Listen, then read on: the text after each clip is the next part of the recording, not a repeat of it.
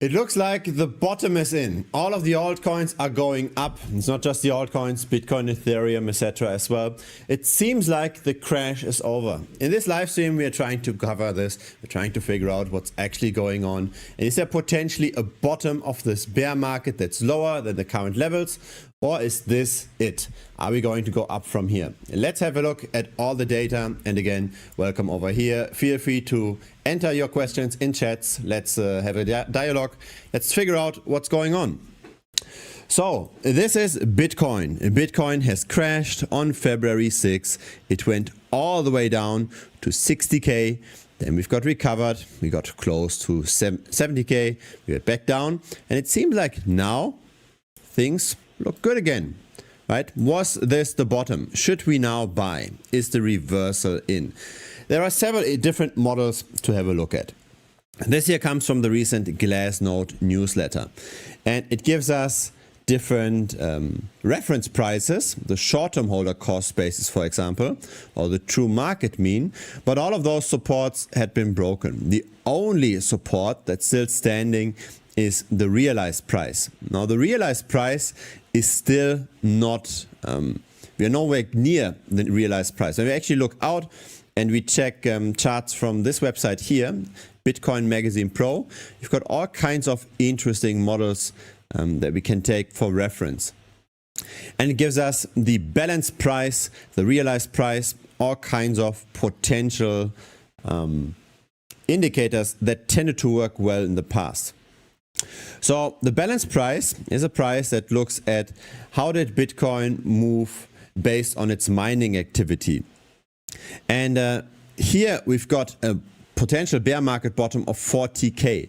In the past, we just briefly hit the balance price.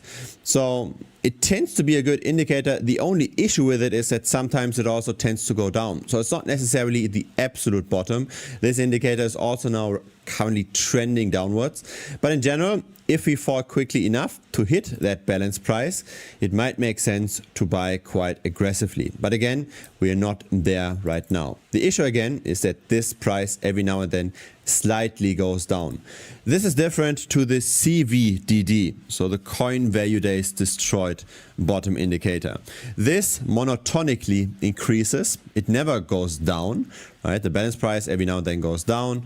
The CVDD does not go down. And this indicator gives us a potential bear market bottom of 47K. So if this indicator it doesn't break, if you continue to stay on our general structure, then we should be bottoming out at 47K, not at our current price levels. What's actually interesting is when we measure the cycle top from the bear market bottom in the past, we tended to see declines of 90, 80, 70%. We never saw a decline of only 50%. And it seems like if we now turn around already, if this was the absolute bottom, that would definitely be out of the ordinary. This is not what usually happens. Let's have a look at a few comments. Just one question. Tell us about gold today, please. I will do that. I've already prepared some charts around this. Such relaxing music before we get hammered with terrible news. Yeah, yes and no, right? So it seems like short term we have stabilized, but over the next months I am still quite bearish, and I will also show other indicators besides just those bottom indicators that paint a not so pretty picture, unfortunately. An update about Pippin. I've just made a video on Pippin 2 or 3 days ago. The fundamental stance on this has not really changed. Most of the supply of Pippin is held by a few whales, by the network that launched Pippin, and the problem is that Pippin might get manipulated via the perpetual futures on Binance. At 40 to 50K, aggressive dollar cost averaging, yes, I agree. I think the 40 to 50K range is definitely very attractive. Okay, Gerhard, my questions never match the video topic, but during market, why not use leverage for shorting in moving average strategy? I think you said 2x is optimal in both directions. Your thoughts? Yeah, we can get into this in a second when we talk about the moving averages. let me show you some data around this. I put this in my list of things to discuss. So virtual 7929, thank you very much for the question. Very much appreciated. Actually, let's directly jump to the gold question. So what about gold? Is gold now too expensive? Is it potentially a good diversifier? We bought gold and silver roughly 1.5 years in premium because it was relatively cheap. So when we compared gold to other measures, when we compared it relative to the money supply, when we compared it relative to stocks, gold tended to be cheap, and the nice thing about gold is that it's not correlated to anything else. So it doesn't go up or down with the rest of the market.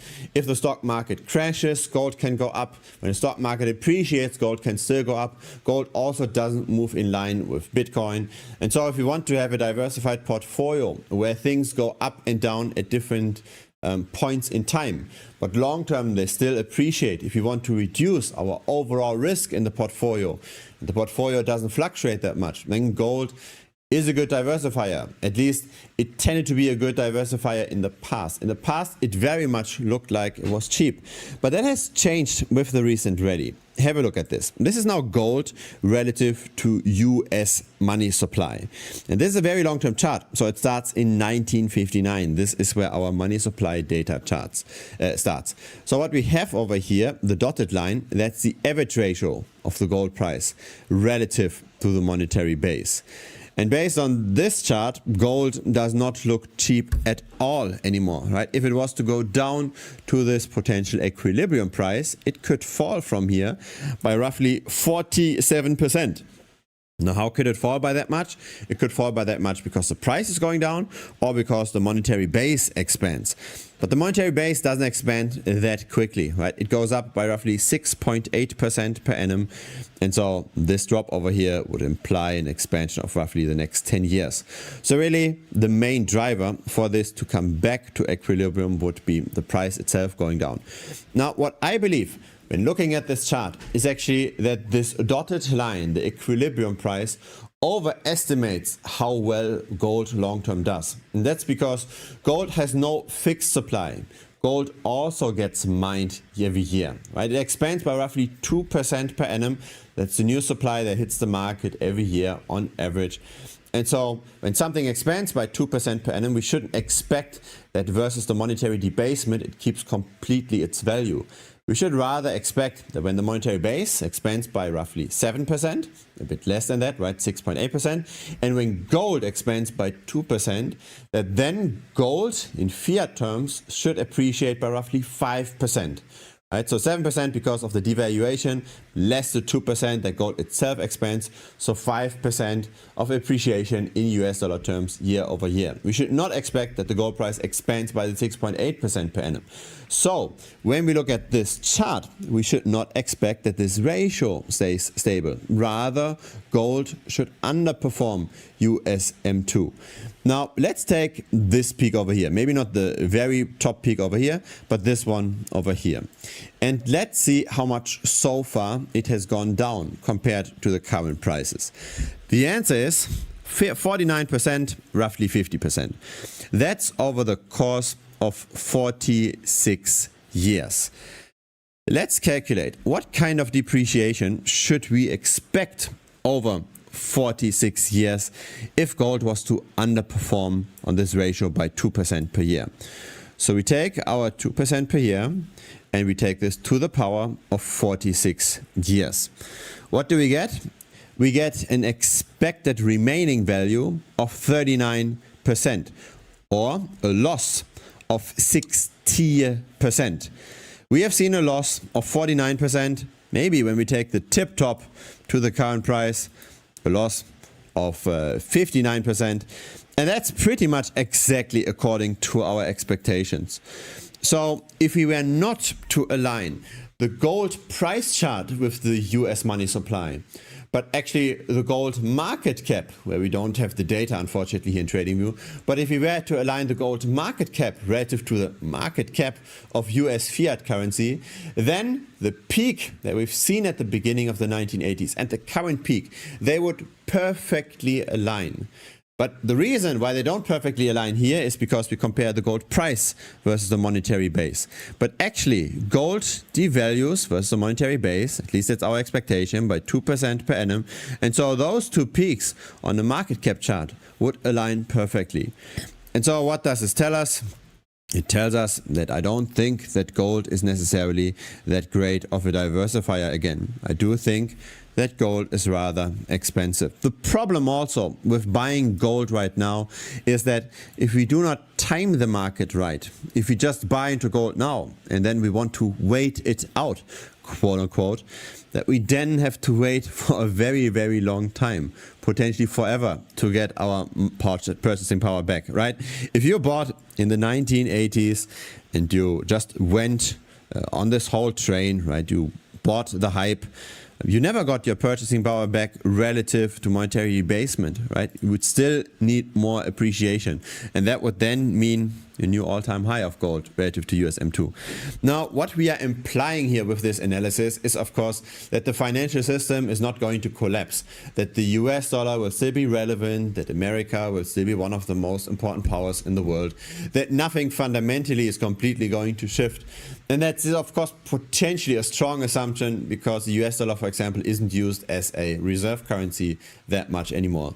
So there might be some kind of a power shift, and it might be true that whatever replaces the US dollar potentially could then also be backed by gold, and that of course would support the gold price at that point. But what this also means is that what we see here on this chart is pretty much the maximum we can expect in gold appreciation if the global power dynamics were not to change anymore. If the global power dynamics stay the way they are, then gold right now, I believe, is extremely expensive. And I don't think it's a great time to buy gold right now at those levels.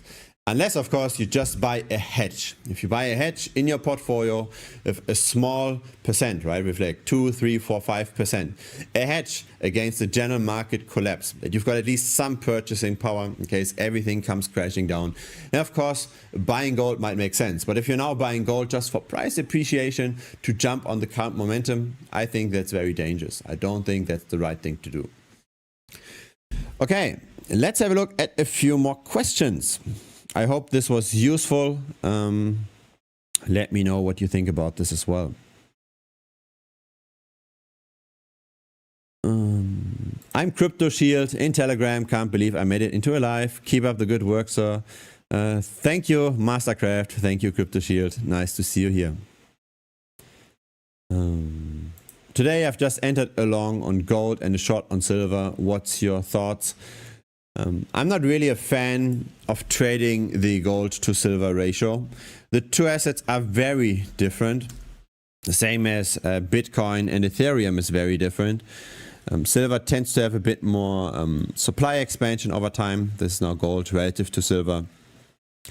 And yeah, if you're shorting silver and you're long in gold, you're basically betting on a bounce over here. But we are still very close to the equilibrium price. So it's unclear. I'm not really sure if this is the right thing to do. The volatility on that ratio is relatively erratic. It's not that big.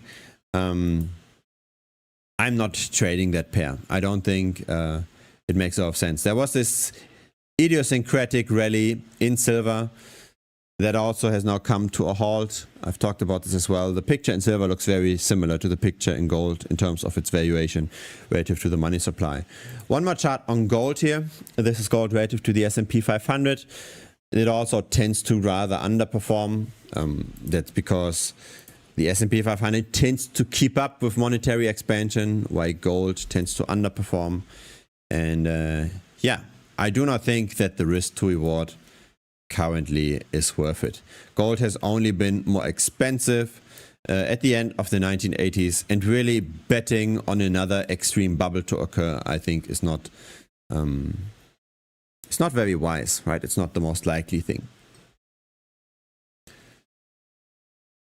So what is the minimum investment amount for the copy trading pool? We're going to talk about this in a second, or let's say at the end of the stream rather.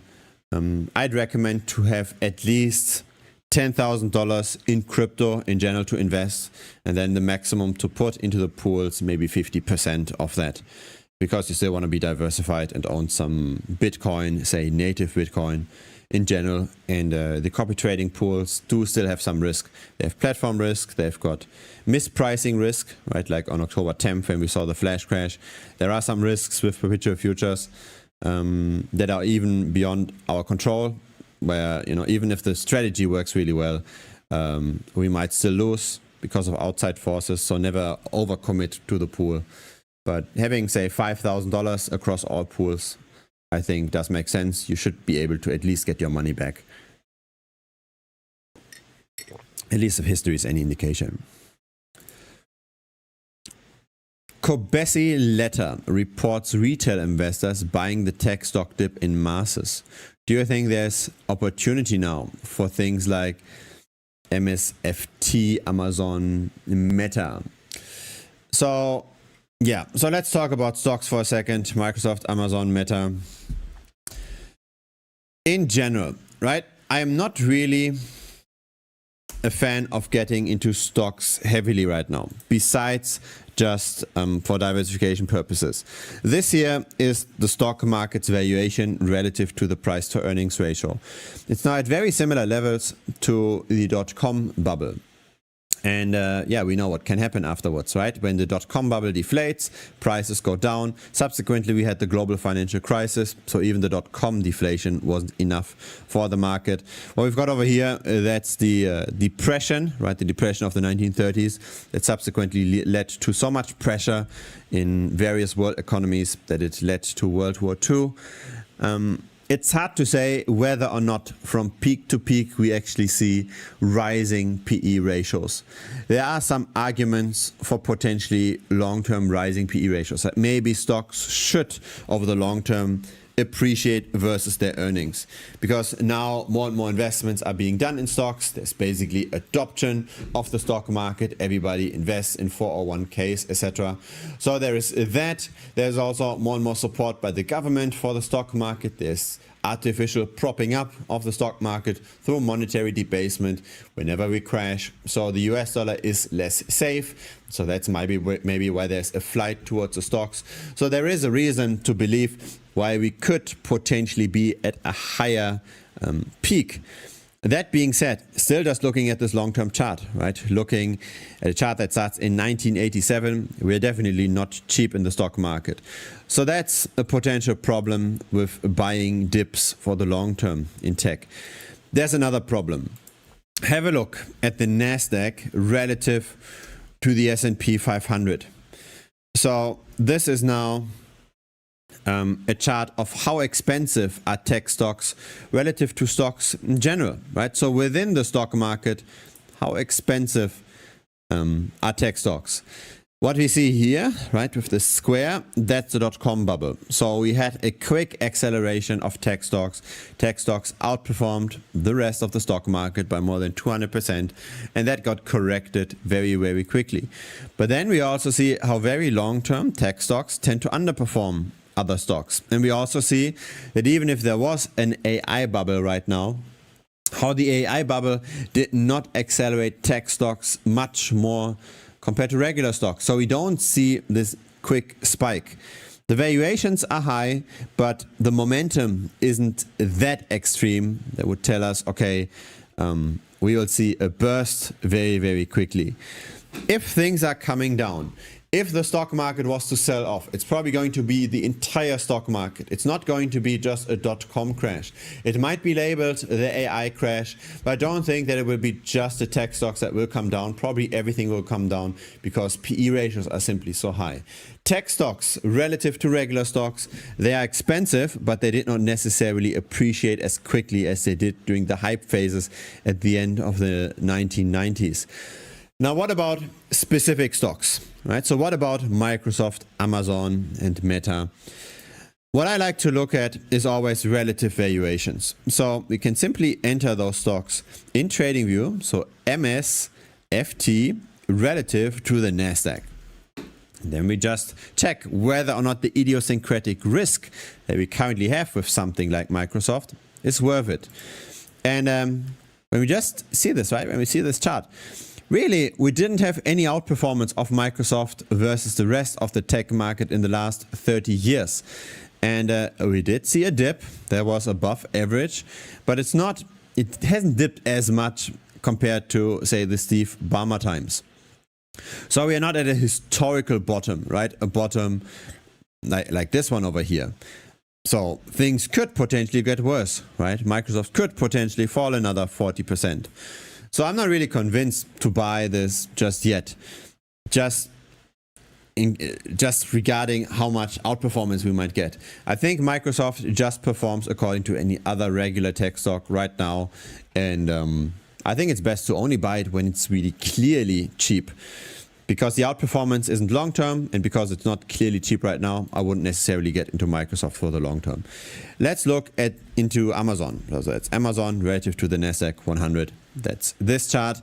Here that tends to be a bit more outperformance, but still over the last 10 years, it's not really that obvious, right? So Amazon isn't necessarily doing that well. So again, it's not necessarily something I'm super interested in buying idiosyncratically. You can simply just buy QQQ and you'll get the similar kind of performance without the idiosyncratic risk of a single stock. Let's have a look at Meta. Here's Meta relative to the Nasdaq 100. It's on a downward trend, but it has crashed before much more. There are different reasons for those crashes though, right? So this here was the question whether or not Facebook will also get enough adoption on mobile phones. At the time, the mobile phone adoption was really, really poor. And so Facebook crashed. Then they were able to improve their app, were able to not just build this on a React-based app, but had their own applications for individual platforms that then improved loading times, improved adoption for the mobile platform that helped. The subsequent crash was the malinvestment in VR, right? So overinvestment into virtual reality that didn't get the adoption. That got then dialed back down. Now the VR investments are way more, let's say they're way more realistic relative to revenues. They're still ongoing, there's still new Quest developments, but they're not as aggressive as they used to. And because of that cost cutting, Meta was able to bounce. And yeah, let's see what happens here, right? Maybe if the AI bubble was to suddenly crash, we could see another dip. And that would put it down to roughly by 60% versus the Nasdaq 100. So yeah, I'm not necessarily a fan of getting overexposure to any stocks right now, and especially also to most individual tech stocks. So yeah, hope that helps. Thanks a lot for the detailed brief on gold. Yeah, welcome, welcome. Bottom is 0. Yeah, for everything the bottom is 0. If the dollar goes to 0, then there is no bottom, then everything goes to infinity. By the way, it's very impressive how bad the dollar is currently doing. I haven't looked at the DXY for a while, but I expect it to be down. Yeah. I live in Malaysia and my income here is in US dollars, right? My YouTube income and my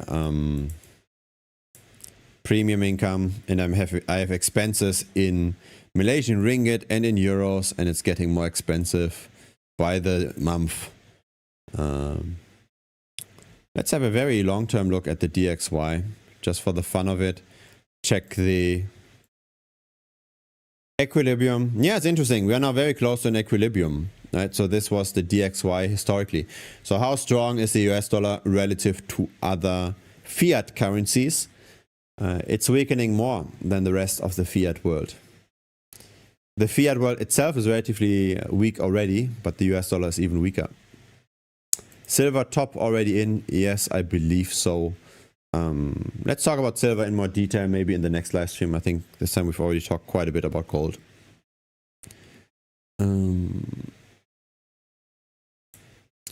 Given the growing anticipation of tokenization of much of our world's assets, what are your holdings in order to capitalize on that prospect? Thank you. Okay. I think this question is interesting because There is this push by BlackRock whether or not we will see more and more tokenization of real world assets, and we will see more capital flowing into those assets because they become more accessible for the average investor.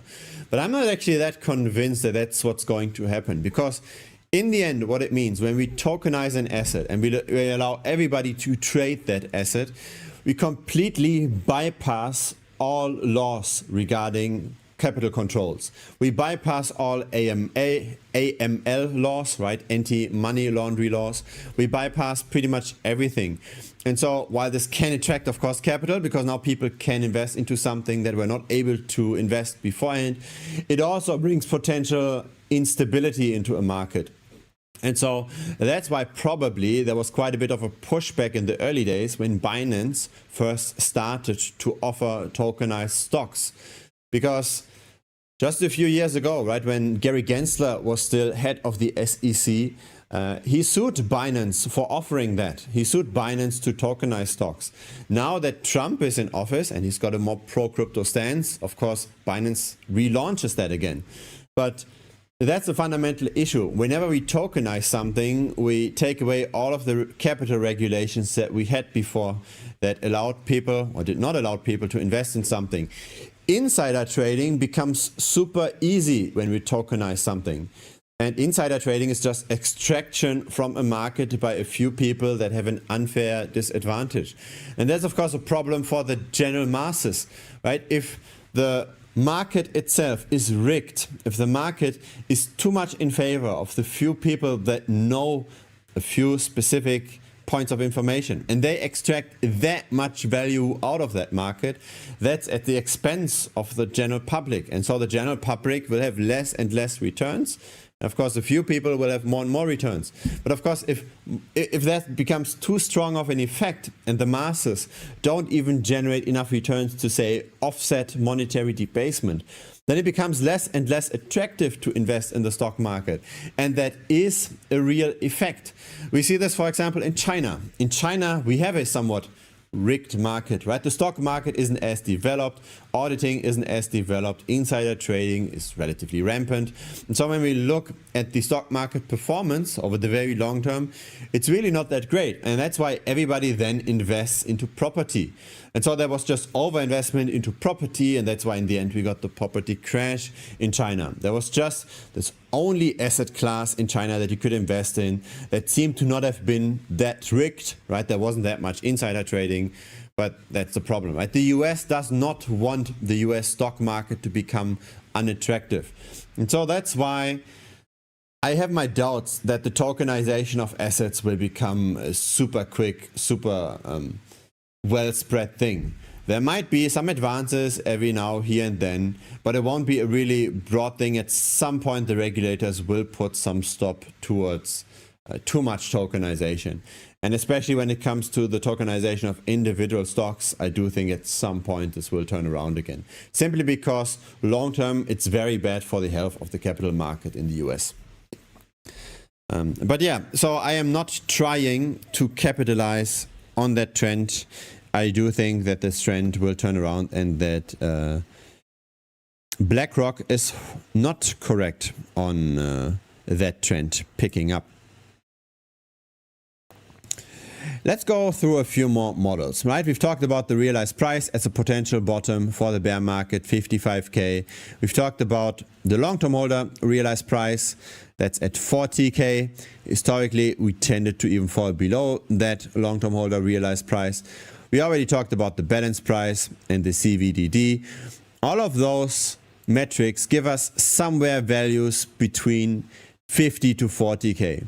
And when we look historically at Bitcoin, and when we check how much did it actually fall during bear markets, then our current decline is not yet enough, right? So this is the Mt. Gox Silk Road collapse. We went down by 85%. This here is the ICO bubble crash. We went down by 83%. Then we had Terra Luna, Three Arrows Capital, FTX. We went down by 76%. So yes, with every bear market, we tend to decline less compared to the bear market before. But the current bear market has only seen us a 50% decline. I'd expect at least 60, maybe 65% of a decline. And interestingly enough, the pace at which we decline tends to be quite comparable. So have a look at this here. So that's now the ICO crash. We crashed at a quite similar pace in 2022 as well.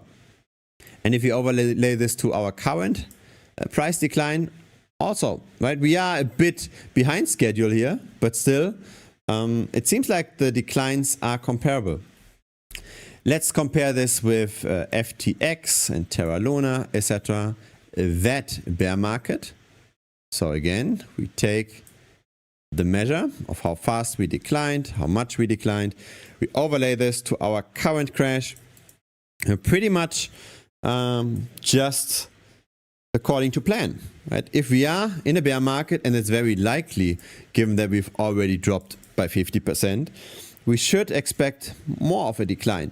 Probably not all the way down to 30K, right? That would be the decline if we just repeat the same kind of bear market that we've already seen in 2022.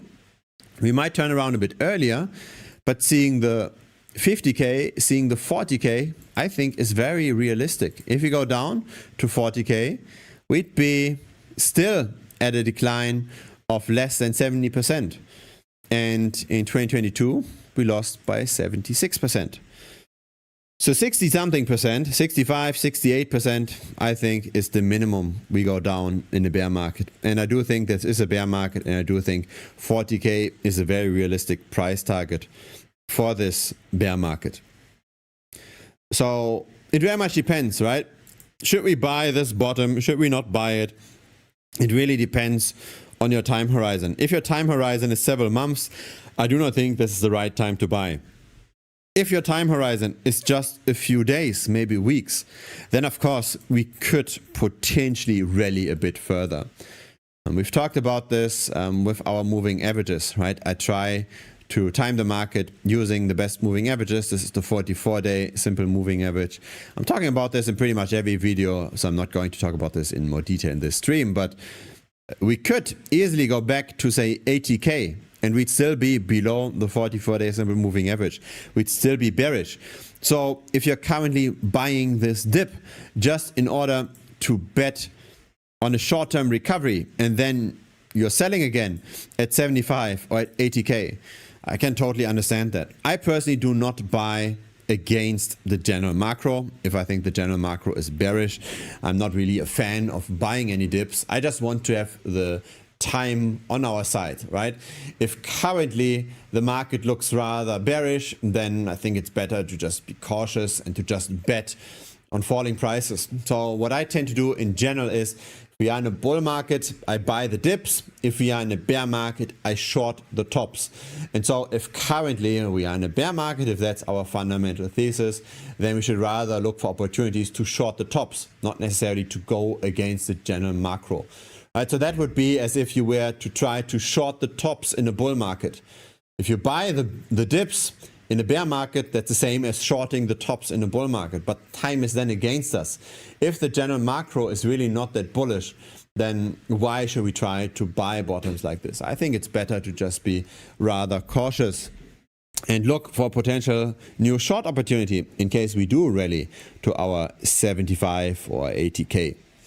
That's fundamentally how I go about this market phase, right? I rather try to time the bottom in case we go below our very low valuation metrics. In case we go to 40K or so, I try to time the bottom.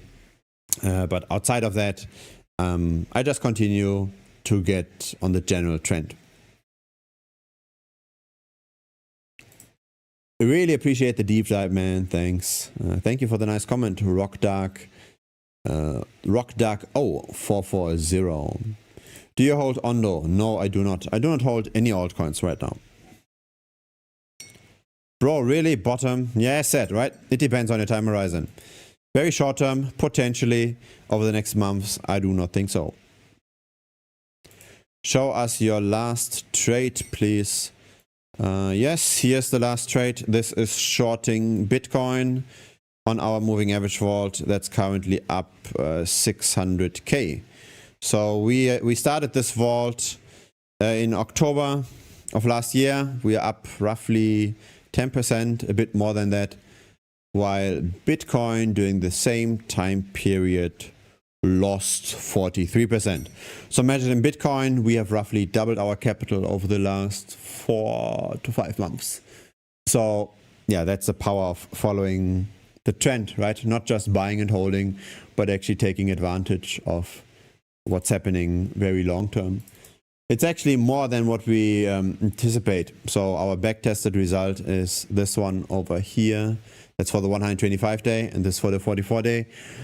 This is a logarithmic scale, right? So buying and holding Bitcoin, that's this chart over here. Here's the back-tested result. According to the backtest, we make a bit over 100% alpha per annum over buying and holding Bitcoin. Now we got the 100% already over the span of a few months. So obviously this outperformance is not representative. Usually it takes a year, not just a few months. But yeah, we've been doing quite well during this crash. While most people unfortunately did not. Solana's up 9%. Let's have a look at Solana, just Solana dominance. Yeah, it's up, but I'm not yet convinced. So this is where I see Solana's dominance going. We talked about Solana in a prior video published a few days ago. We've been in a trading range for a while, but if we really do enter a bear market, the problem is that Solana is very much correlated with the general market. So if we are in a bear market, right, so let's say we just look at Bitcoin. Bitcoin in US dollars, not Bitcoin as a dominance. When we look at Bitcoin in US dollars, let's make this in orange on a logarithmic scale. When Bitcoin is in a bear market, when Bitcoin sells off, then Solana tends to sell off even more. So Solana, in a way, is a levered bet on crypto as a whole. If Bitcoin goes down, Solana goes downer. When Bitcoin goes up, Solana goes upper. And so now if you expect Bitcoin to go down, then Solana's trading range can probably not prevail. It's probably going to go down further. Today, it might be going up, but the overall long term, I think, is not that bullish. Render update. As said, I'm out of altcoins right now. It might make sense to short some altcoins, right? We are shorting altcoins, but buying any altcoins, I think, is a bad idea. I'm surprised. The Trump token, the S&P 500, and crypto had 0 reactions on the Epstein files. In Europe, some people stepped down from major political positions because of the files. Seems like not much in the US. Yeah, so we can see who actually has power, right? Who actually runs the world. It's less democratic in the US than it seems to be, right? There's more power of capital than people want to see. What are you investing in when everything is expensive or has topped? Yeah, this is a good question. What I'm going to buy when everything has topped, when everything is expensive?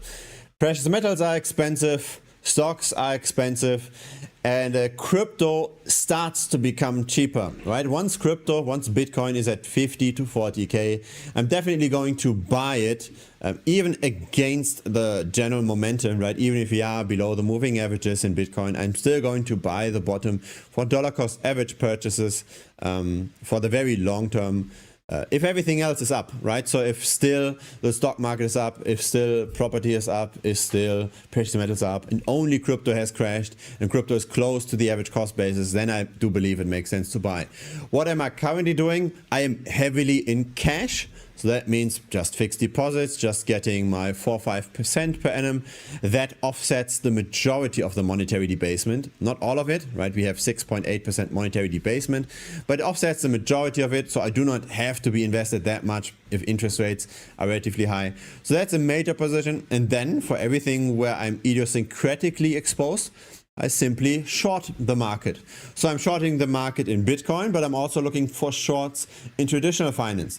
Now I try to not do too many bets on traditional finance because it's much more competitive, right? If we try to time the market in various technology stocks, It's very hard because banks have full-time analysts that look at balance sheets all the time, that look at technical developments, that have insider knowledge potentially as well, that have their dinners with the CEOs, etc. So it's very hard to beat traditional finance, especially on the large caps. But still, right, if I try to look for a simple exposure, if I try to look at single assets that I want to be invested in, I'm just looking for short opportunities. I am looking at shorts, for example, of Tesla. I think that Tesla currently is overvalued. The fundamental business of Tesla is struggling massively. There's all of this competition by China. BYD, for example, builds a very good cars. We've got both here in Malaysia. We've got people that drive Teslas. We've got people that drive BYDs. And to be honest, I do think that the BYD cars are better. They look much nicer inside. They're cheaper. Who knows what happens long-term to those cars, but long-term, right, the build quality of Tesla isn't that great either. So Tesla is under massive pressure on the vehicle front, and so it tries to just sell the next dream. It tries to sell the self-driving cars. That has not materialized over the last, who knows how many years, right? Self-driving cars where just 1 year from now, for many, many years, it seems very similar to energy production, right? Where we had fusion just 10 years from now, and that's for the last like 50, 60 years. So it seems to never really happen because it's very hard to solve those edge cases. That's a problem. Another problem, of course, is that Tesla now tries to sell this humanoid robot game. But how much will the humanoid robot game actually play out? We have heard how it's very hard to build those hands, to have very precise hand operations. We don't see them used in factories either. There was a competitor, I forgot the name, but there's a competitor of humanoid robots that was able to deploy some robots in a factory, a BMW factory in the US. But that was also just a test project that was not rolled out on a larger scale. So that's also not economical. So when we do not see yet a business model from Tesla that's already making money to a degree, that had at least some kind of a medium-term perspective to generate positive cash flows, to generate profit, I don't think that Tesla is worth it. It's of course hard to bet on the guy that's launching rockets into space and that has built Tesla in the end. But I think Tesla is simply now just in a very complicated spot. And so that's a potential short. But of course, that short shouldn't be too big because still it's traditional finance, still it's very hard to beat, and still it's betting against one of the richest men in the planet. And maybe there might be some financial trickery and some merging with SpaceX that could rally the price again. There's all kinds of potential risks here, but in general, I think Tesla might be a potential good short. So that's what I'm trying to find, right? I'm trying to find opportunities where I'm rather delta negative to delta neutral.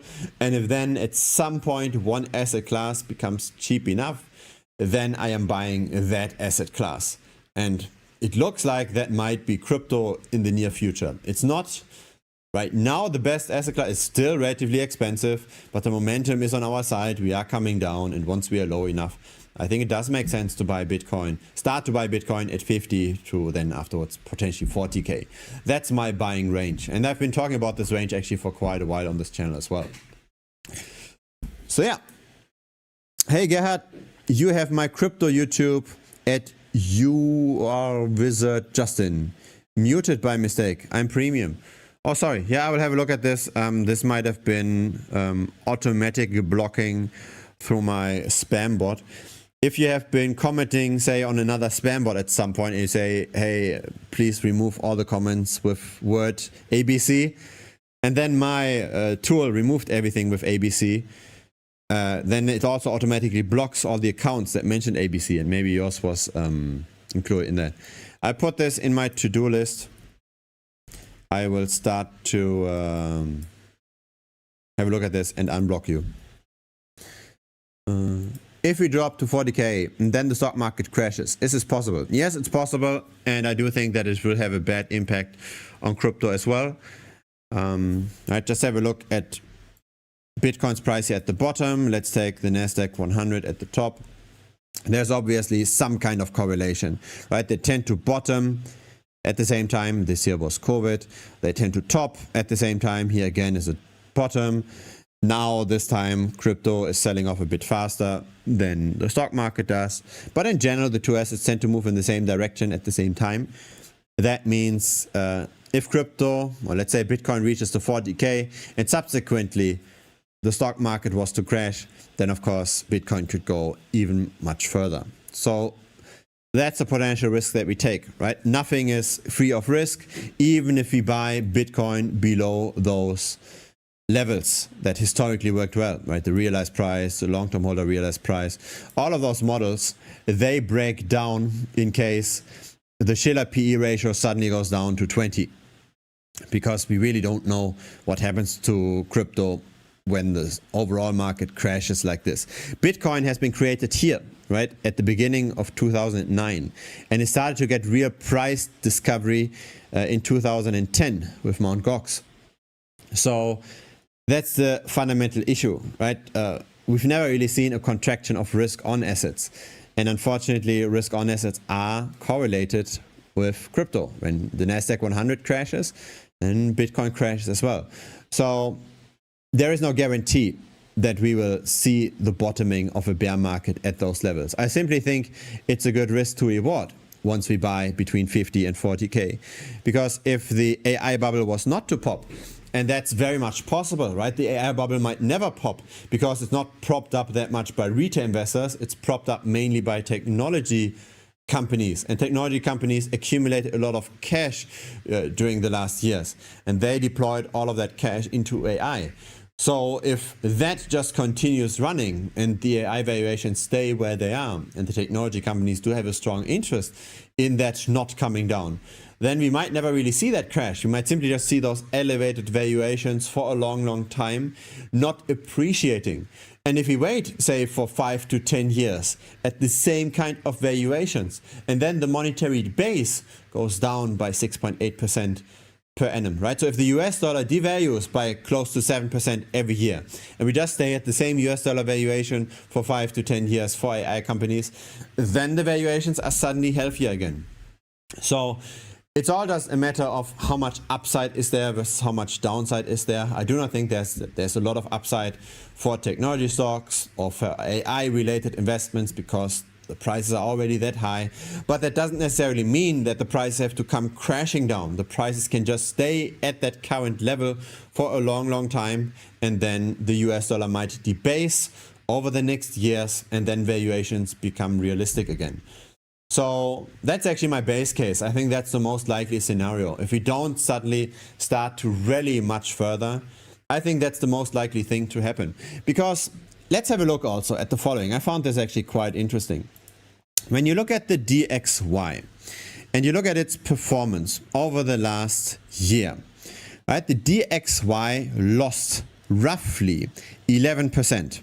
Okay, or if we were to go up from here, it would appreciate by roughly 13%. So that's how much the dollar has weakened. Now, have a look at the S&P 500 over the last year. How much did that go up? So let's take February and take the next 12 months. It appreciated by 13%. So the S&P 500 appreciated to the same degree that the US dollar versus other fiat currencies even has devalued. So if we were to measure the S&P 500 in euros, for example, it would be completely flat. And of course, the euro itself is also devaluing over time. So if we measure the S&P 500 relative to gold, and of course it's down. And so this is how we can actually get a clearer picture of what's actually going on. What I think is most likely going to happen is that tech stocks are very likely just going to stay where they are. Maybe they go down slightly year over year by a few percent. We're probably not going to see a massive crash. Then as they go down slightly, maybe 5 or 10% per year, and the US dollar devalues by 7% per year, right, just through the money printing, then just over 5 to 10 years, we will have okay-ish valuations again. And that's how I think things are playing out. And that's why I think it does make sense to buy the bottoms in crypto once valuations are cheap enough.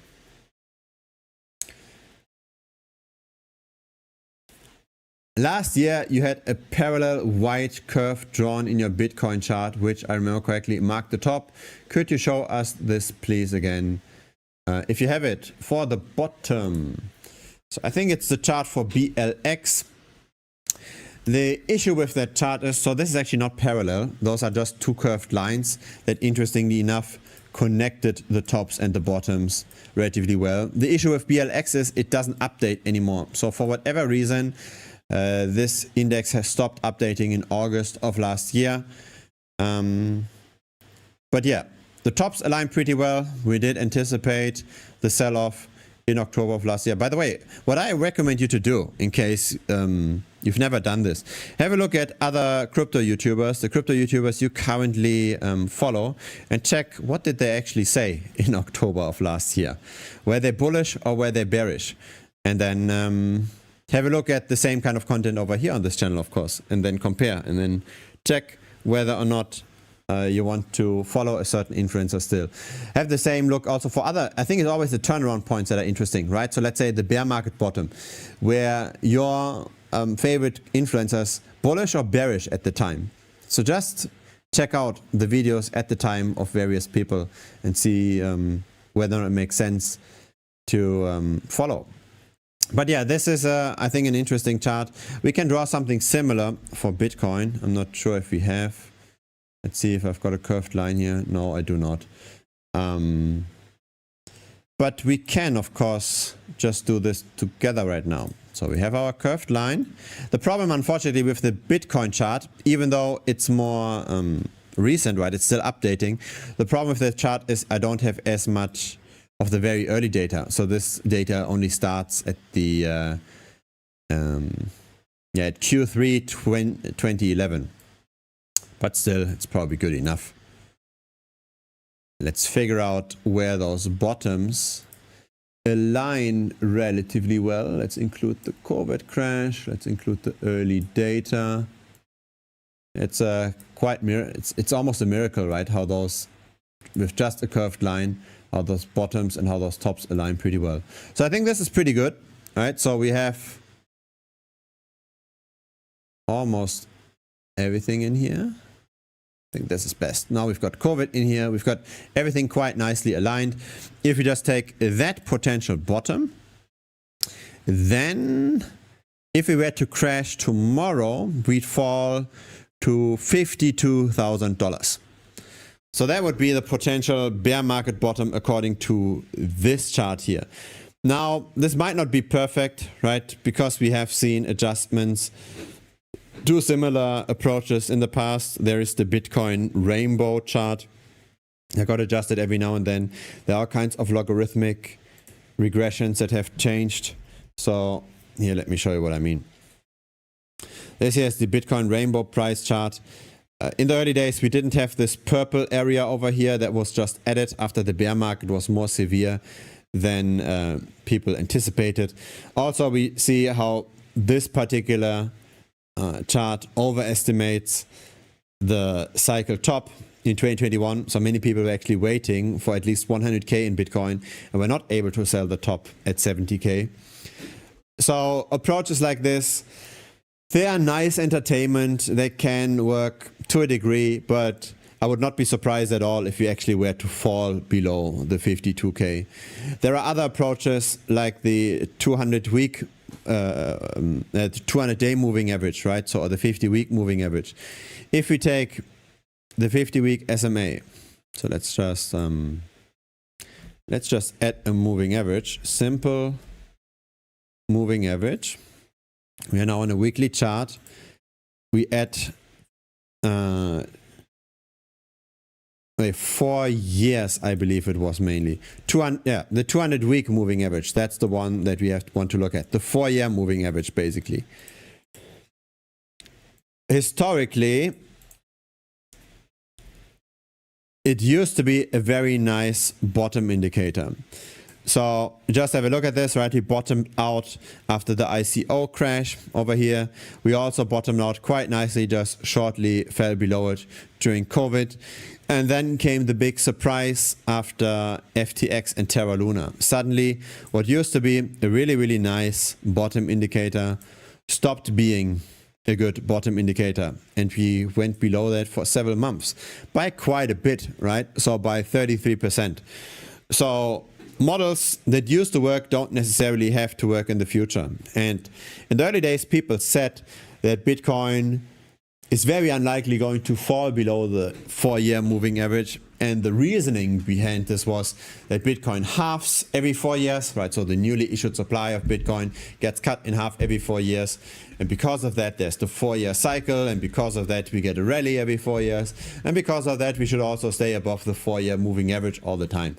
That was the reasoning why we should always be above that moving average. And that's why many people at the time here thought that we'd bounce very quickly from the 22K. But we didn't bounce at the 22K. We went down all the way to 16K.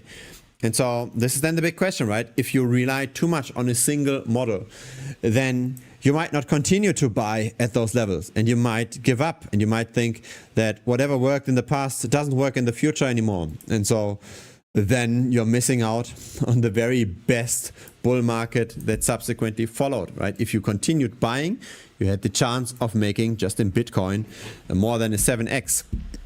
So that's why we have to be a bit cautious, and that's why just drawing a line like this might not necessarily give us the absolute bear market bottom. By the way, this 200-week moving average is currently at $58,000, and we bounced off that with the crash recently.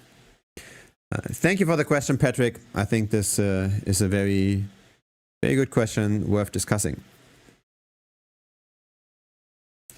I like your 10 or so recent mindset videos that explain things that people need to start understanding, especially like passive income is BS. Explaining capital concentration. Yes, I like to think about things in a more fundamental manner, right? When people always say houses are going up forever, I'm wondering why, right? Why are they going up? Why are houses a good investment? I want to have a new house, not a house that has been built 100 years ago. So why should the house that's 100 years old go up over time?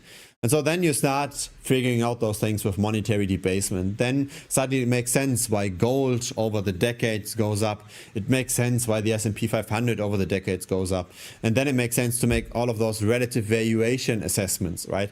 Figuring out how something is performing relative to the monetary base, and how then capital is just moving from one place to the next. And since over time, right, the rich become richer, the poor just stay where they are, the gap widens over time. Because of that, we've got all of this additional capital that's concentrating, and not operational income that's growing at the same pace. We have more and more capital chasing the same amount of operational income. And so that's why returns on capital go down over time. And that's why passive income in the end is less and less of a thing. It's more and more fluctuating over time. It's becoming smaller and smaller, and it's just moving from one asset to the next. So really what we have to do is we have to figure out what asset class should we invest in. We should still have a diversified portfolio. We should still protect ourselves against monetary debasement, but we should not just have a static diversified portfolio. We should over-allocate towards the asset class that's currently cheap, and under-allocate towards the asset class that's currently expensive. And what's currently cheap, what's currently expensive, that's the art or the science or the combination thereof. And that's in the end where actually the money is being made. So capital really is just a lever on market timing. We can't just set and forget anymore. And this, I think, a thought that most people don't have. But yeah, I try to figure out those things. I try to figure out where can I have original thoughts that others don't have that might bring us an edge in investing. And then I just discuss those things in those direct one-on-one mindset strategy talks. I also like those videos for me personally, because sometimes I'm on vacation and I just like to have a stack of videos that I can publish anytime. And those kind of fundamental thoughts, they can be recorded like 1 or 2 months ago and then can be published whenever I'm on vacation. So it's also from a YouTube perspective a quite nice thing to do. But yeah, thanks. I'm very appreciative that this kind of content is helpful, and I will continue making that content, even though it's not necessarily growing the audience base much. It doesn't get a lot of new subscribers. People don't search for those kind of things, but I think especially the existing people that watch here, that are also watching here this live stream, they appreciate it, and so I continue doing it, right? I like to help wherever I can. Do you think ETH will bottom first? Very hard to say. Usually Bitcoin appreciates first after the bear market bottom is in. So Bitcoin dominance continues to rally. Ethereum is then just another risk on asset that rallies after that. I asked Grok just now about real world asset tokenization. I believe the tokenization of real world assets representing things like treasuries, real estate, credit. Yeah, there are some real world assets that can be tokenized well. We actually already have this, right? We've got the US dollar. That's more or less a real world asset that's getting tokenized through stablecoins. But for real estate, it's a bit more complicated. Private credit, we do have through Ondo, but that's also just a bubble waiting to pop, because whenever private credit gets tokenized, the quality of that credit is really the main culprit. And that's actually the main basis how banks operate, right? The bank's major risk is always credit defaulting. They make money on expanding credit. They create new money out of thin air. But if that new money suddenly doesn't get the cash flows, doesn't get the operating cash flows, then the debt defaults and then the bank goes kaput. And so that's a problem with tokenizing private credit, because then suddenly we now move that risk that the bank has to assess, we now move that risk to the buyer of the tokenized debt. And so then this incentivizes whoever issues the private debt, the tokenized debt, to just issue as much as possible, make fees in the process, and then the bag holder is the one that's buying the private debt once the private debt defaults. If the bag holder of defaulting debt is the bank, then the bank will be careful of issuing the debt. But if the bag holder of defaulting debt is somebody else that bought tokenized debt or that bought mortgage-backed securities, if the bag holder, the risk taker of the debt, is somebody else that's not really helping to issue the debt, then the risk really starts. That's really where we want to be careful. We do not want to necessarily buy private debt where the risk assessment has been done by somebody that gets incentivized to buy to issue that debt. We want to just underwrite debt where we already made our own risk assessment. So that's why tokenized debt might become a thing, because some people get a lot of money doing it, but it might be very, very problematic to buy into that debt. I think it's the same as buying mortgage-backed securities. It's just a ticking time bomb. But it might be something that could grow, because the incentives are misaligned in a way that the issuer can make a lot of money and the buyer might not be aware of what they're getting into. But yeah, there is some tokenization of real-world assets. We've got the US dollar. We might get more of private debt. But especially when it comes to regulation, right, when it comes to securities, etc., tokenizing those just circumvents insider trading. And this might be less of a problem, say, with ETFs, right? So tokenizing, say, the Nasdaq 100 is okay, probably, because here insider knowledge doesn't help us much. Tokenizing very large tech stocks might also be somewhat okay, because there is less of an insider edge, because a lot of the relevant information already leaks beforehand. But especially for the smaller stocks that aren't as efficiently priced, where insider knowledge gives us a lot of edge, when those get tokenized, that's pretty much the death of the market of those stocks, because then medium-sized stocks will have a very hard time on average to outperform.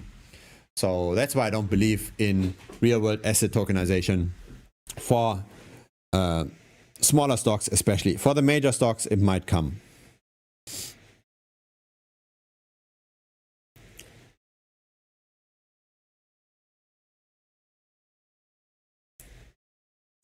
Smash the like for 650k profitable trade, guys. Yes, please. Feel free to smash the like button. It will help spread this stream to more people. We currently have 115 people watching. Thank you very much for watching. Feel free to also comment, of course, because comments also help the algorithm. I see like the number of interactions after every stream. So if you just say hello, that already helps. If you press like, that helps as well. And that will help spread this a bit further, right? That's always very much appreciated.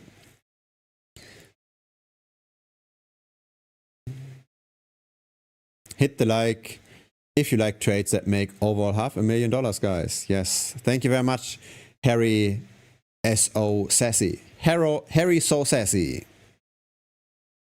Energy and resources. Agriculture, oil, coffee, soybeans, wheat are cheap. They are in their trend reversal zones.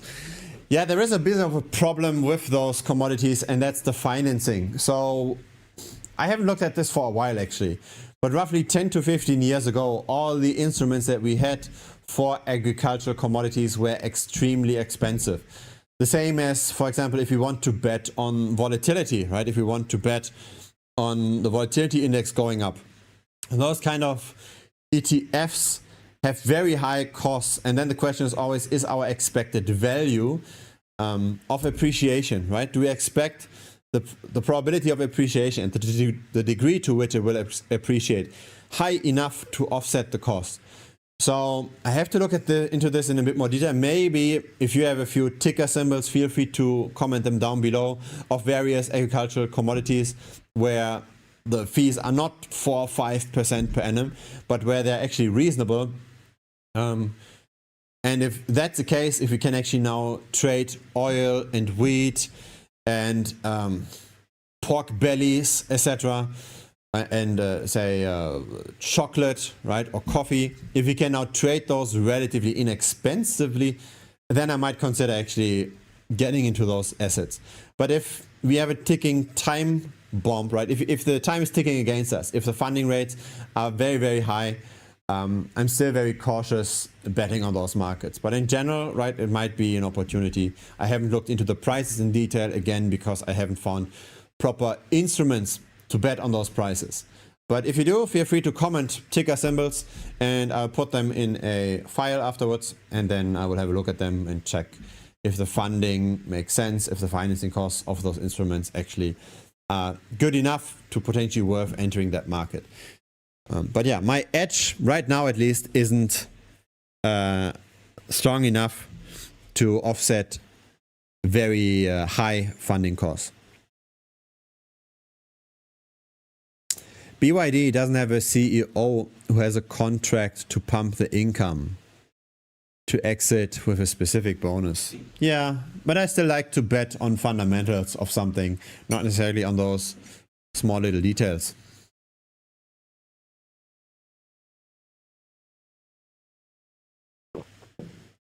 What do you think?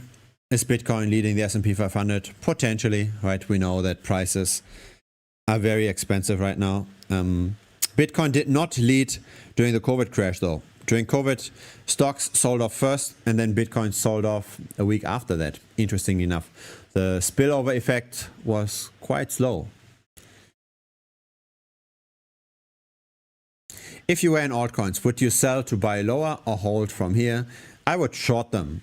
Short the altcoins and bet on rising prices of Bitcoin, relatively speaking, especially the highly inflating altcoins. That's what we are doing. Why buy the 40 to 50k? Isn't better to wait for a close above the 125-day SMA or at least 44-day SMA? That's actually a good question. So should we, when we've got two models, right? We've got our moving average trend following strategy and we've got our valuation strategy of realized prices, etc. Where we've got two contradicting models. We've got the negative momentum, but we've got cheap prices. What should we actually do? Of course, the ideal scenario is that both approaches result the same, right? We are very low in our valuations and we are still above the two moving averages. Unfortunately, this doesn't happen very often. Once it does though, it does make sense to become very, very much risk on.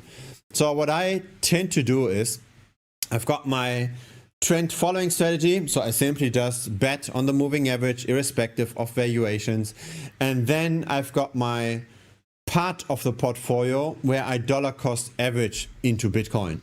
And that's native Bitcoin. That's not derivatives. That's not centralized exchanges. That's just native plain Bitcoin.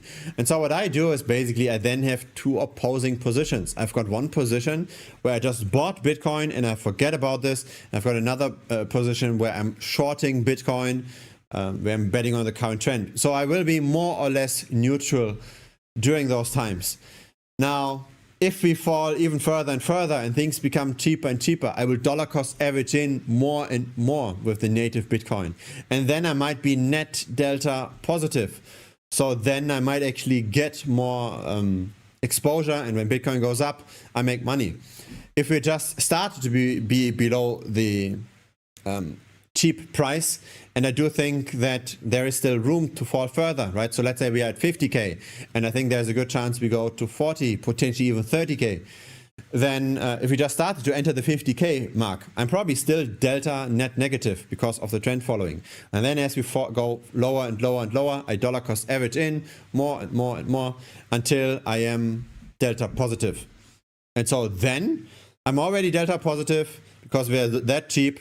Then we might bottom out, hopefully at some point, and we go above the moving averages, and then I go really risk on, right? Then I'm really delta positive. I'm so delta positive from the dollar cost averaging. Now, in addition, I flip the position of the trend following, and then I'm really, really long. And that's the ideal scenario. And this works really, really well. This has worked pretty well for me in the past. Just have a look. I used the realized price. Just have a look at 2022. So we would start to buy in once we fall below the 20K. We would be buying in more and more and more as we fall further and further with our dollar cost averaging. But when do we actually flip? We flip once we are above the moving average. So let's go with Bitcoin again.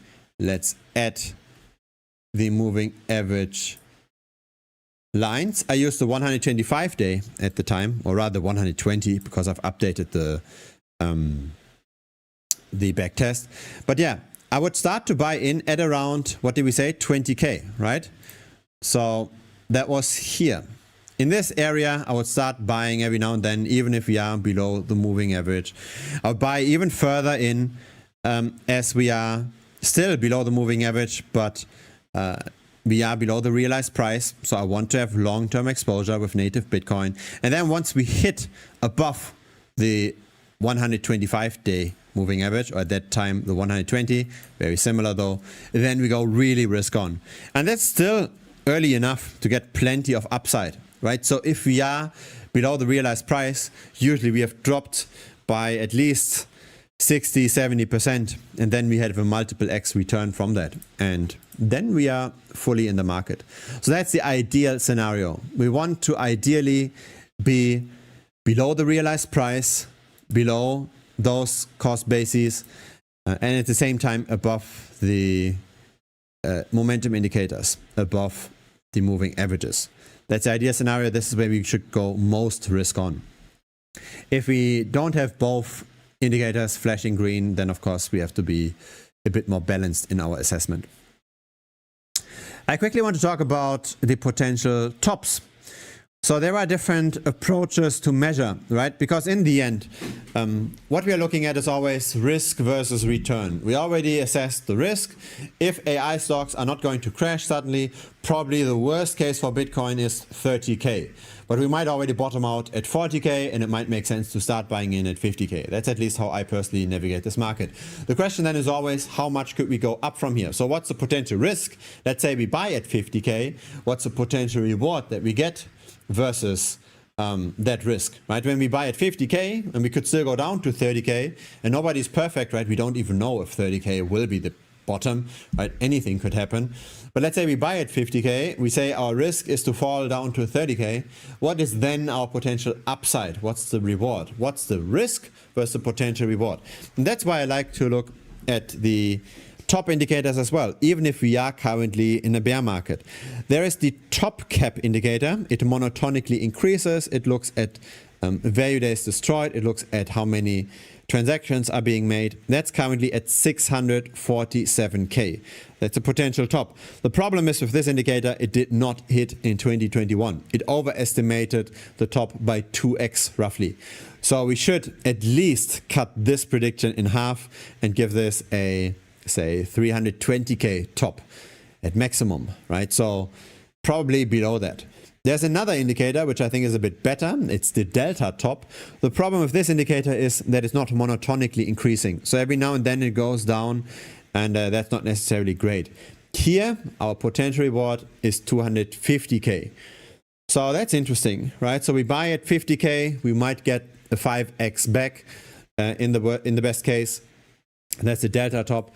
Here's the terminal price, and this is the indicator I like the most. Why do I like it the most? Because during the peak in 2021, the delta top did not hit, but the terminal price did. And the terminal price is also monotonically increasing. The problem a little bit is that in prior bull markets, we tended to overshoot that terminal price, and we tend to overshoot it less and less as we went on. And so there is a chance we're actually not going to hit the terminal price this time, because we overshot more over here in 2017 than we did in 2021. And so since the overshooting, the degree of overshooting is declining with every bull market, we might not even be able to hit the terminal price this time around. What does that then mean? It means that maybe we are not going to hit that level. And so let's refresh the page. Let's look at the current terminal price as it stands. And there we go. This website is rather slow. But in general, right? In general, I like to look at price predictions that way. I like to always see what's potentially the worst case. How do I realistically look at something? So I don't just take a model as it is and then say, okay, this is our level. I try to figure out how well did it work in the past and how were the deviations from that model developing over time. So if something overshot quite a lot in the early days and then overshoots less and less over time, I think that the model is potentially overrepresenting the growth. So then it probably will underrepresent how much we could over or undershoot. So here in this case, we've got a terminal price of 300K. That would be my absolute tip-top optimal scenario. So 300K, probably take a discount from this, 250K. In the worst case, right, taking first profit at maybe 200K. We've got the 250K here as well. So 250, 250, and when we divide this by 2, 320. Probably it already starts to make sense to take first profit at 200K and then be out of the market at around 250. And as we go from 200 to 250K, we want to sell more and more. So we start buying at 50, we buy more and more as we go down to 40 and then to 30, and then we sell starting at 200K to be out of the market completely at 250K. And with being out of the market completely, I just mean with our risk on Bitcoin, right? There should always be some kind of allocation just to have a diversified portfolio. The same way we should have some allocation to gold, even if gold is now very, very high relative to the fiat currency base. We should still have 2, 3, 4% of gold in case the monetary system completely implodes. So it always makes sense to have at least some money in an asset. But we should always play around with the weightings in a diversified portfolio. And so when I say to be completely out of Bitcoin at 250K, what I'm basically saying is completely out of Bitcoin from all of our speculative BTC. Having, say, 10 or 15% of Bitcoin in terms of net worth always probably makes sense, because we can never be 100% certain. And so when we can't be 100% certain, we also shouldn't act in our portfolio in that manner that we have sold everything or that we have 100% of everything in that asset. Of course, there are some slight adjustments to this, right? If your net worth currently is very low relative to your regular income, so let's say if you look at your monthly income and you only have, say, 2 or 3 months saved up, and that's all of your net worth, then you have to be careful, because that fundamentally means you do not need to diversify too much. you can put everything into one thing, and even if that drops by 50, 60, 70%, that's okay, because your regular cash flow, your savings can offset that drop quite a bit. But if you have several years of income saved up, say your annual income is 100K and you've got $1 million of net worth, then you have to be more diversified. Then you have to own all kinds of different things, because then if you then drop by 50, 60, 70%, it will take you a very long time in order to get all of that back again. So your regular cash flow could be seen just as another asset that you have, right? Your income, your job income could just be seen as another asset that you have. And the bigger that asset is relative to all your other assets, the more you are already diversified, right? Because your saving from that regular cash flow can offset all of the volatility of the rest. But if your income is not growing in the future anymore, or if it will stop in the future to a degree because you retire, or because it's relatively small relative to your net worth, to what you have in all other assets, then you just have to be diversified more. You have to be more careful, and that's how to go about diversification in general. And so that's why it's very hard to say how much should you have in each asset class at any point in time. But if your net worth is several years of your income, still it probably makes sense to have at least 5 to 10% of net worth in Bitcoin at any point in time. The same way it makes sense to have 5 to 10% of net worth in gold at any point in time. All right, so this is how it go about things. But then of course, we can adjust those weightings based on where we currently see the market. And that's why we make all of this analysis. That's why we look at models like this, just to find out, are we currently cheap or expensive in a particular asset class? And since this is the Bitcoin strategy channel, I like to focus, of course, on crypto. Crypto is also the most inefficient of all of the markets, I believe. So it's easiest to time. We've got a lot of data on crypto as well. That's why I like it so much. Really appreciate your videos and live streams. Most underrated finance channel for unbiased analysis. Thank you so much for the comment. It's really nice. That's one of the reasons why I like those live streams. It's just because of the positive feedback. We are all suckers for positive criticism. And whenever YouTube videos are published, the communication is much less direct. It's more anonymous, and it doesn't feel that great. But here, right, in live streams, I can chat with you directly. It's much more fun. So yeah, thanks again for everything. Feel free, of course, again, to give this a like. I see it's getting late for some people. The number of viewers is dropping. I try to do these live streams as early as possible. It's now 7 a.m. in Malaysia, but I can see how people in the US might now start dropping. Or rather in Europe. Gerhard, why DCA into spot when you can DCA into SMA strategy? Nearly all moving averages outperform. Is a spot hedge against SMA failing? Your thoughts? Yeah, this is just diversification against the SMA strategy potentially failing, right? There's no certainty in anything. And while I like to have strong allocation towards the moving average strategy, I don't want to have too much money in it. And I also want to make sure that in case it doesn't do that well, that I still have something else that's doing fine.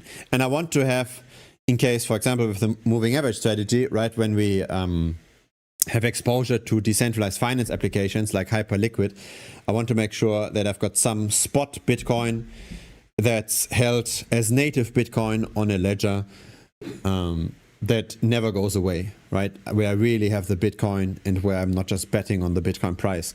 So it's just another type of diversification. You might hear out of this, I'm much more risk averse than it might first seem. I'm trying to take smart risks where I outperform the market, but I still diversify well, because if my net worth was to suddenly drop by 50%, I'd have a lot of headache. I don't want that headache. I want to sleep well and still make enough returns with my investments. Do you think Bitcoin is going to pump up to 71K today? Who knows? Maybe. I am not speculating on the very short term. I think that's too dangerous. There's manipulation short term. A single whale can do certain things where we don't have any influence. Short term, we might have seen a bottom, right? But again, medium term, I'm still rather bearish because we are below the moving averages. There's a good chance that we're going to rally to 80k, but I'm not betting on it because I like to bet on the general macro. I try to bet on rising prices when we dip in the bull market, and I like to bet on falling prices when we rally in the bear market. That's my fundamental way to approach things.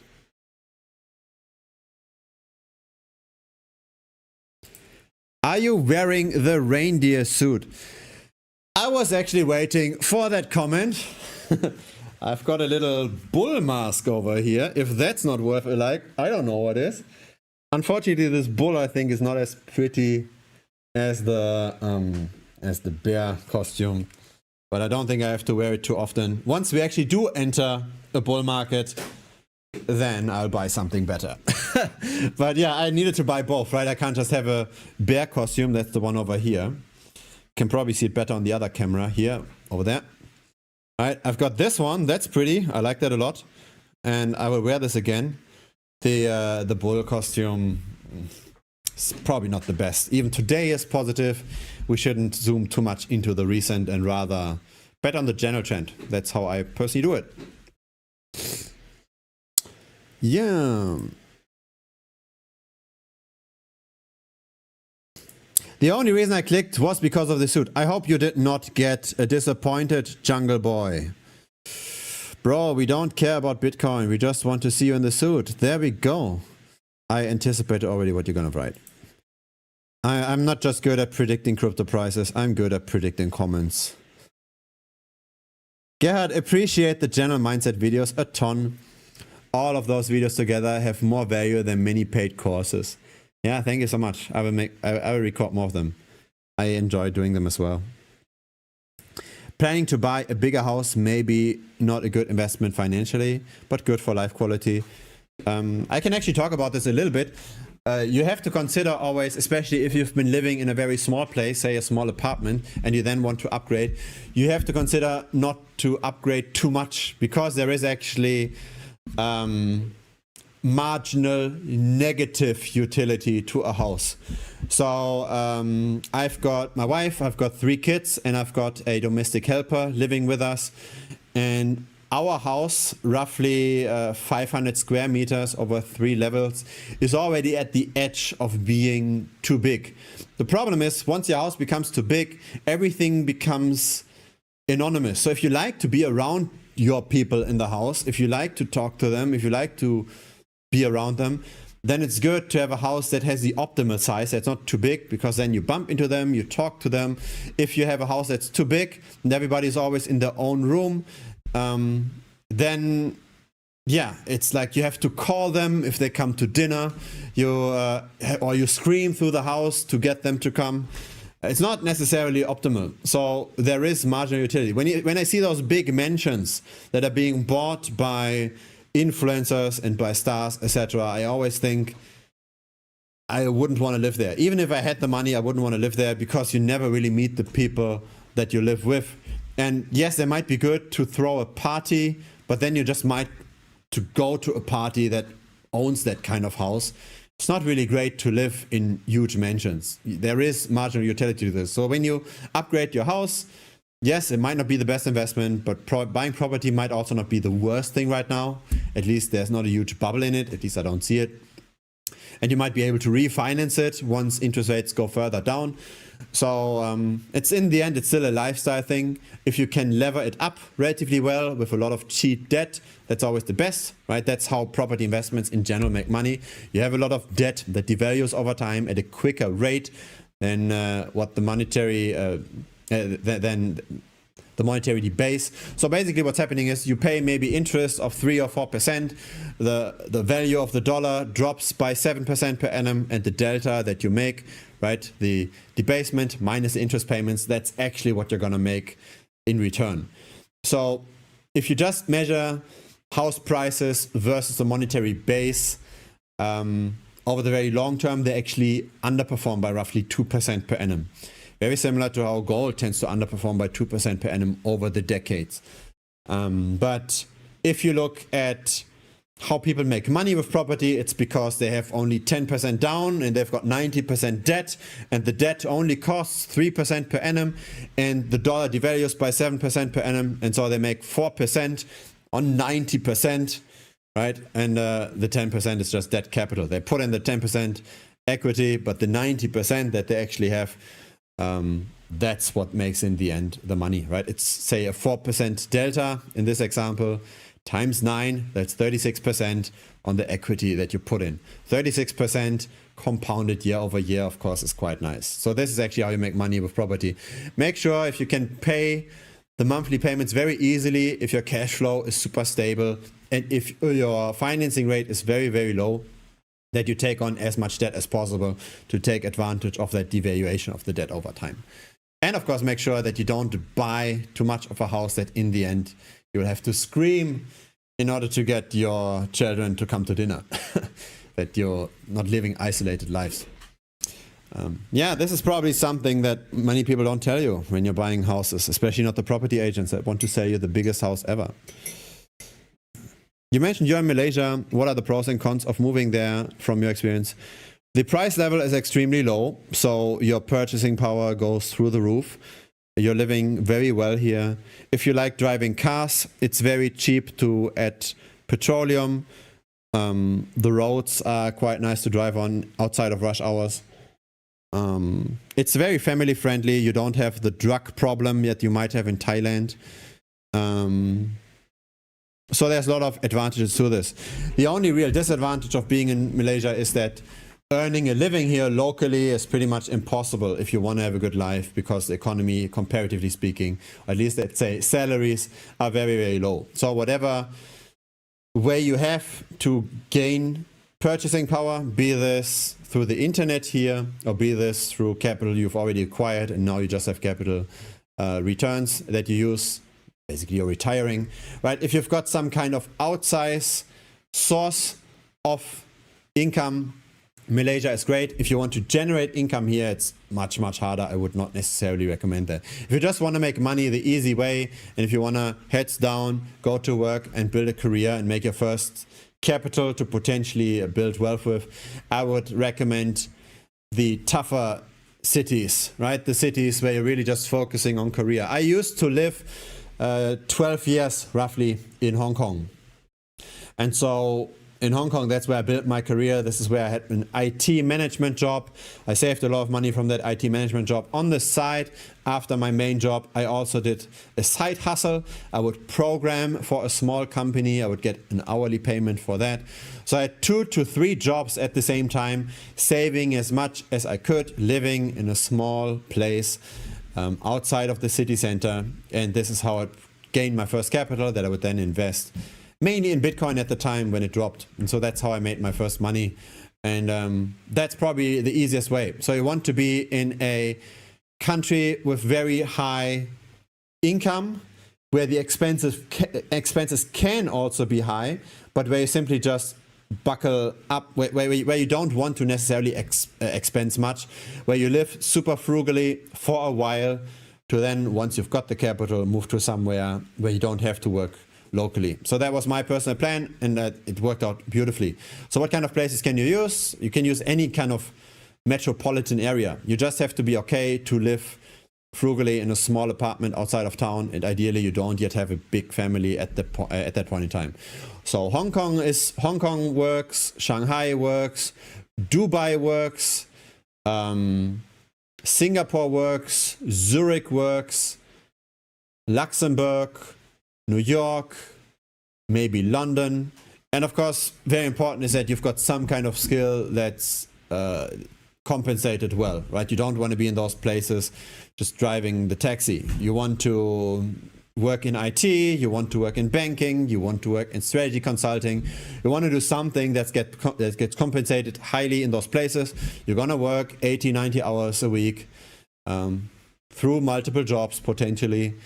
And then you just save it all as much as you can, and then invest it properly, hopefully with the knowledge here of this content. And then at some point, once you've reached several years of income, you can move to a place where your expenses maybe just get cut in half, like Malaysia.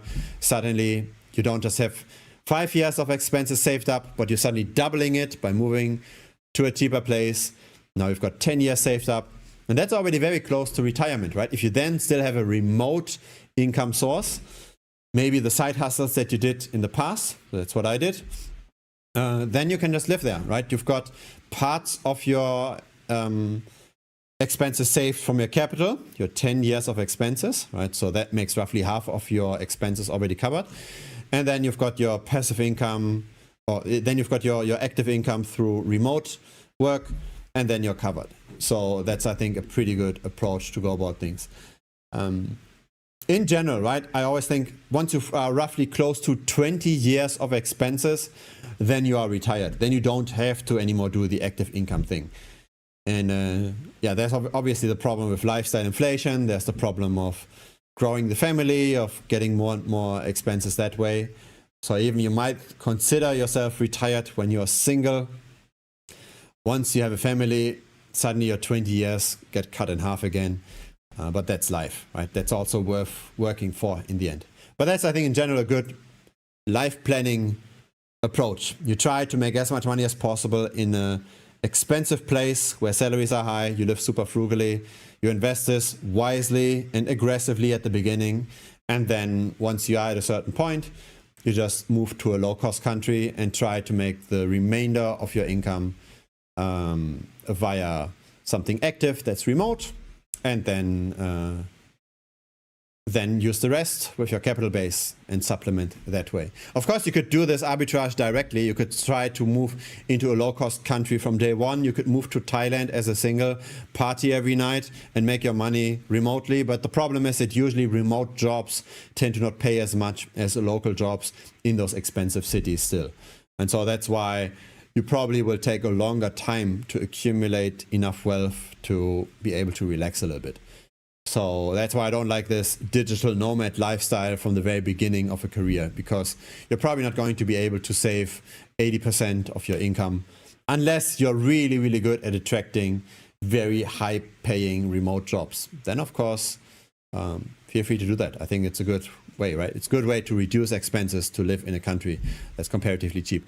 Think also about taxes, by the way, right? So if you do these kind of things, especially once they scale up, make sure you've got companies in different places where you then can expense things, where you can then pay taxes in certain places, where you can then potentially also pay somebody else to take some grunt work away from you, that you can then pay that person on company expenses, that you have a bit of arbitrage going on, that you don't pay just the local taxes. What you can also do is then move across countries, right? You can be, say, in 3 or 4 different countries in a year. You're never more than half a year in a particular country, and then you don't have to pay the tax usually. If you're not in a certain country for more than half a year, you usually don't have to pay the local taxes of that country. But then also depends on where you're from, right? If you're from the US, you have to pay the US taxes anywhere, anyways. So it's a bit more of an individual thing. But yeah. Interesting question, something I haven't talked about much. Maybe another topic for a one-to-one video that I might consider. Let me write this down. Moving to Malaysia and geographic arbitrage. That's how I call it.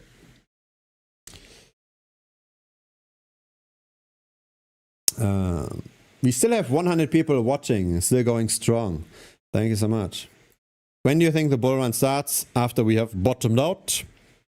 And that's probably after we have fallen to at least 50K. Very early in Malaysia. Yes, that's correct. I like to sleep early and I like to wake up early. The morning hours are always the best.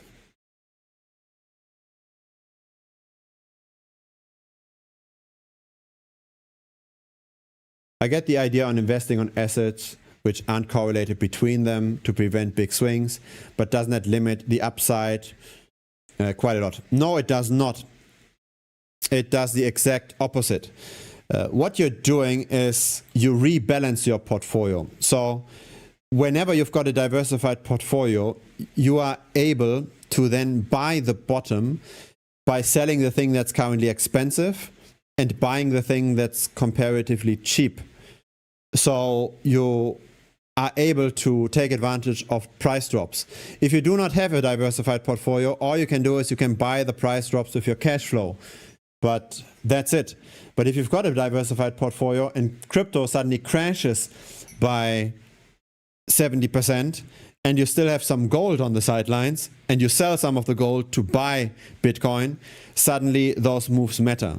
And this kind of effect does not necessarily matter as much when your net worth is low, because when you buy the dip just with your savings rate, it's good enough.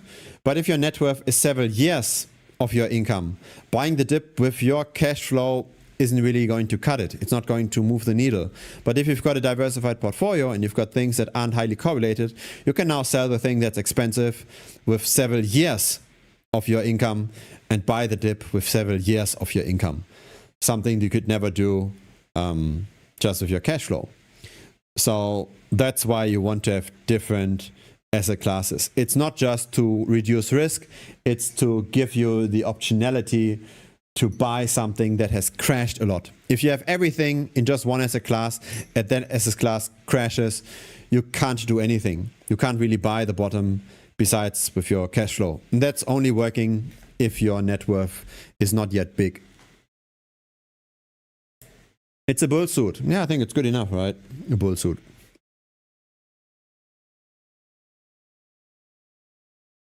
In general, we believe in capital preservation and income maxing. Yes, I agree. But of course, we also want to grow our capital, right? Once we grow our capital beyond 7% per annum, we are good. We are getting ahead year over year. Then, of course, everything on top of that is the cherry on top. But we should try to achieve with our portfolio at least 7% per annum to offset the monetary debasement. Anything below that is not good. Only trading a market where you believe we have an edge. Correct. Don't try to beat the Forex market. Stay away from those scams, please. When is the best time to enter Bitcoin, Ethereum, Vault strategy? Depends on your time horizon. If your time horizon is very long, you can already start dollar cost averaging in right now. If your time horizon is shorter, you might want to wait until we get closer to the moving average. Given ETH dropped a lot lately, do you think it would make sense to start relative valuation shorts versus ETH? Yes, it might make sense once we are really at low levels. But again, the problem a little bit is that Ethereum, I believe, long-term will underperform. Right, so when we look at ETH relative to BTC, I can't type anymore. ETH relative to BTC, the long-term chart, the long-term trend is negative. Since we moved from proof of work to proof of stake, we are going down in Bitcoin, in Ethereum relative to Bitcoin. And so yes, we could open up relative valuation shorts, go long Ethereum to bet on this bounce. But again, it's a bounce against the general macro. And that's my problem, right? I do not like to buy against the general trend. I rather like to short the tops.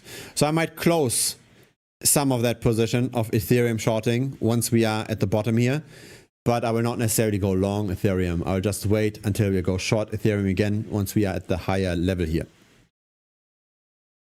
When you say you don't hold alts, does this include ETH, XRP, etc.? Yes, it includes all of those.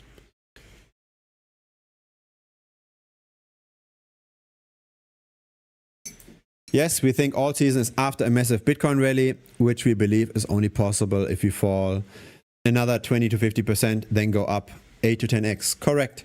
8 to 10x is maybe quite hard ask, even if we're going up just 4x or so from the bottom. Right? Let's say we move from 30k up to 120k. At 120k, we could already see the first rotation to altcoins.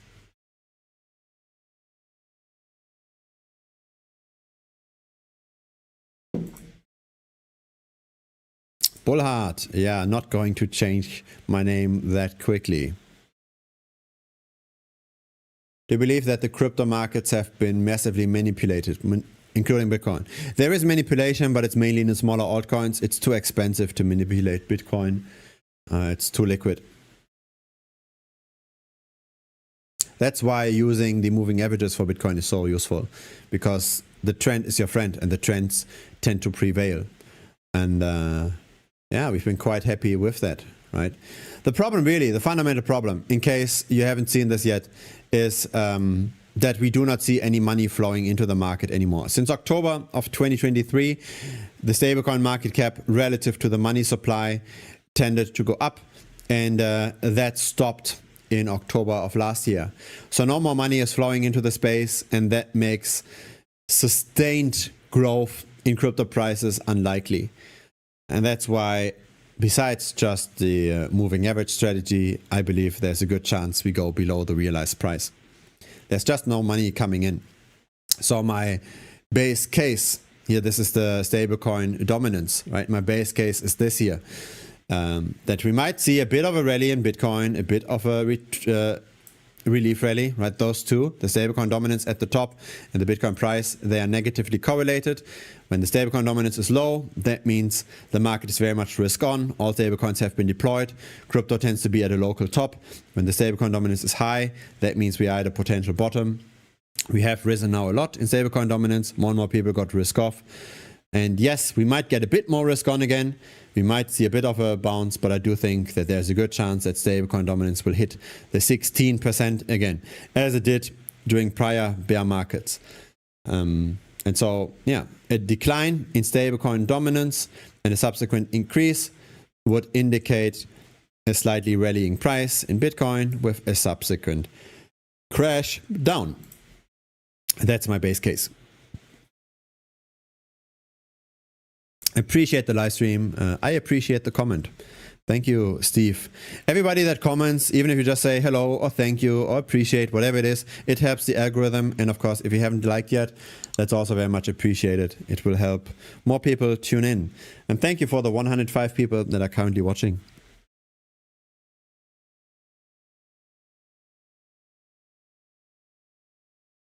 It's an actual mask, guys. It isn't AI. The thumbnail, unfortunately, actually is AI.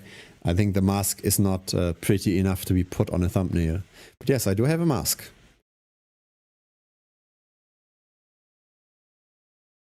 One reason I think alts can't rally from here is complete interest from retail. Yes, that's correct. And the interest will come back when Bitcoin has rallied quicker than any other asset class.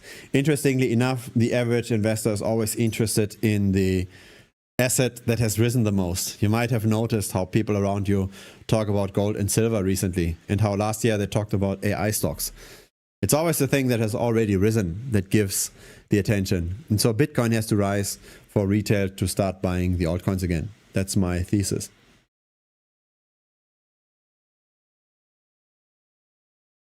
The kids need to own rooms, not have to share. Yes, I have the same thing here. Right? I had my own room. My kids all have their own rooms. Still, right? You don't want to have too big of a house with too many useless rooms that you don't need.